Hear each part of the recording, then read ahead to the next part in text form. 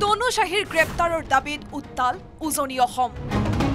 তনুৰ বিৰুদ্ধে থানাই এজাহাৰ তনু শাহীৰ গ্ৰেপ্তাৰৰ দাবীত শুকুৰবাৰে ঠায়ে ঠায়ে বন্ধ থাকিল দুলিয়াজানৰ দোকান পোহাৰ ये लोग फ्री में खाने वाले दलाल है ये लोग सब फ्री में खाने वाला आदमी है सब फ्री में खाने वाला आदमी है सब दलाल लोग है खड़ा है सबको रोटी खाने आना है এই বিতৰ্কিত মন্তব্য কৰি নিখাতুৰ ভিতৰতে চৰ্চিত হৈ পৰিছিল বহিৰাগত ব্যৱসায়ী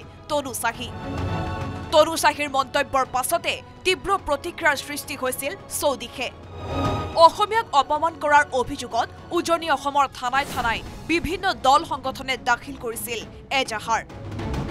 কেৱল দুলিয়াজান থানাতে তনুৰ বিৰুদ্ধে দিছিল 10খনকৈ এজাহাৰ 48 ঘণ্টাৰ ভিতৰত তনু শাহী গ্ৰেপ্তাৰৰ দাবী জনাইছিল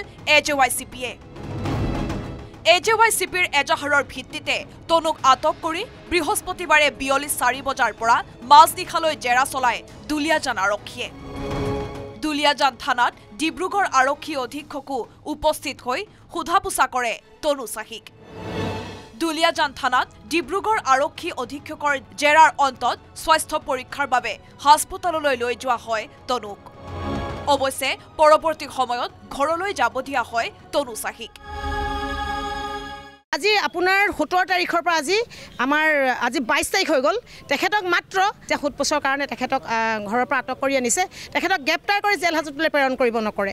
আমাৰ যিটা 11টা দল সংগঠন আছিলে আৰক্ষী পক্ষনে তেওঁলোকে কোনো পদক্ষেপ নললে আমি দেখিছোঁ যে আৰক্ষীয়ে তনু শাহীৰ হৈ কি তদন্ত কৰিছে আমি ভালদৰে বুজি পাইছোঁ আৰু তনু শাহীয়ে অসমীয়া মানুহক যে ফ্ৰী খানেৱালা আদমি বুলি কৈছে গাঁৱৰ বুলি কৈছে আমি গাঁৱৰ মানুহ কোনখিনিয়ে তনু শাহীৰ ফ্ৰীকে খাই আছোঁ উল্লেখ্য যে দুলিয়াজানৰ BN সিং পেট্ৰল পাম্পত মাৰপিটৰ ঘটনাত জড়িতৰ অভিযোগত গ্ৰেপ্তাৰ হৈছিল শংকৰজ্যোতি বৰুৱা ইতিমধ্যে গুৱাহাটী উচ্চ ন্যায়ালয়ত শংকৰজ্যোতি বৰুৱাৰ জামিন বিচাৰি গুৱাহাটী উচ্চ ন্যায়ালয়ত আবেদন দাখিল কৰিছে অধিবক্তাই দুলিয়াজানৰ পৰা উৎপল চলিহাৰ report news 18 Assam north east